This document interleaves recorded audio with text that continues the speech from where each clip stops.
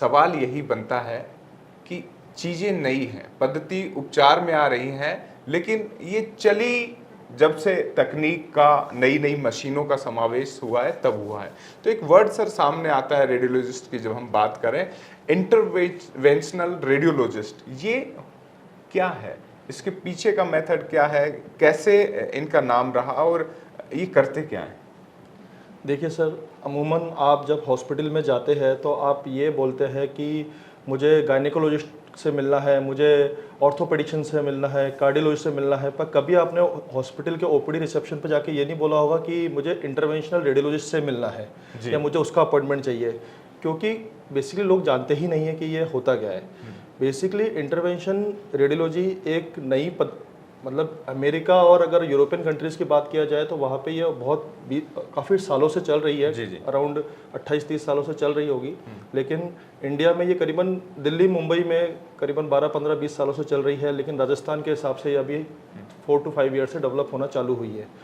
हमारी प्राइमरी जो स्पेशलिटी होती है वो रेडियोलॉजी होती है। तो रेडियोलॉजी के तहत जैसा कि आप जानते हैं कि हमारी बहुत अच्छी command X-ray, ultrasound, CT scan, MRI पे बहुत अच्छी कमांड होती है।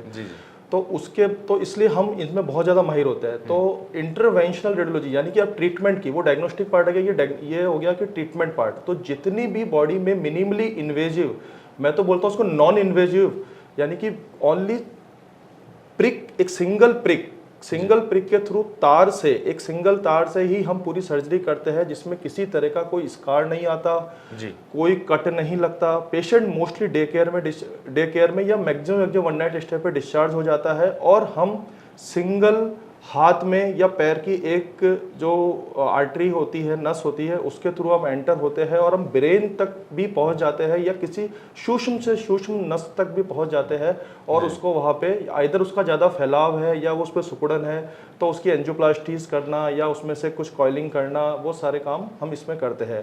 तो ये एक बहुत ही नोवेल स्पेशलिटी है जो मरीज को बहुत राहत दे रही है। किसी तरह की कोई चीराफाड़ी नहीं होती है, इसलिए मरीज का रिकवरी टाइम बहुत अच्छा है। अगले दिन मरीज अपनी मोस्ट ऑफ द केसेस में अगले दिन मरीज अपनी जॉब ज्वाइन कर सकता है। जी।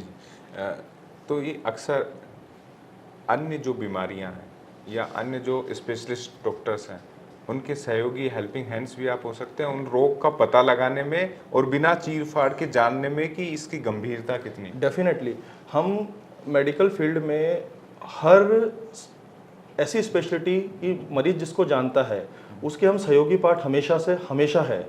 लाइक ब्रेन में अगर कोई, आप बोलते हो ब्रेन हेमरेज हो गया, ब्रेन हेमरेज क्यों हो गया? क्योंकि ब्रेन की कोई नस फट गई, और फट गई तो आइदर उसके दोनों, मतलब पहले का तरीका यह है कि उसको मतलब ब्रेन को खोल के उसको बंद किया जाता था। अब हम बिना चीरा फाड़ी के अंदर जाके उसकी कॉइलिंग कर देते हैं।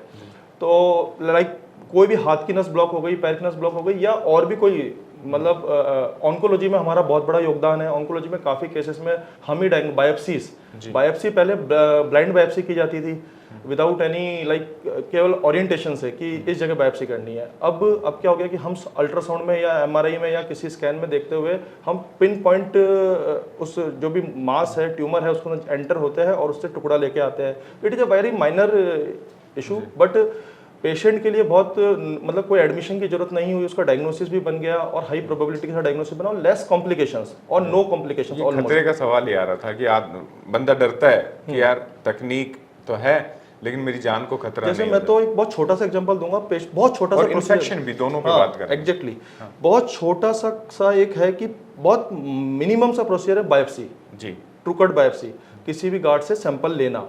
इस प्रोसीजर्स तक में ऐसा होता है कि मरीज मेरे पास आता है कि सर कितने दिन भर्ती रहना पड़ेगा, सर कोई चीरा फाड़ी होगी नहीं होगी, बाद में कितने दिन आराम करना पड़ेगा। मैं बोलता हूँ कि 10 मिनट्स में चला जाएगा मेरे पास से।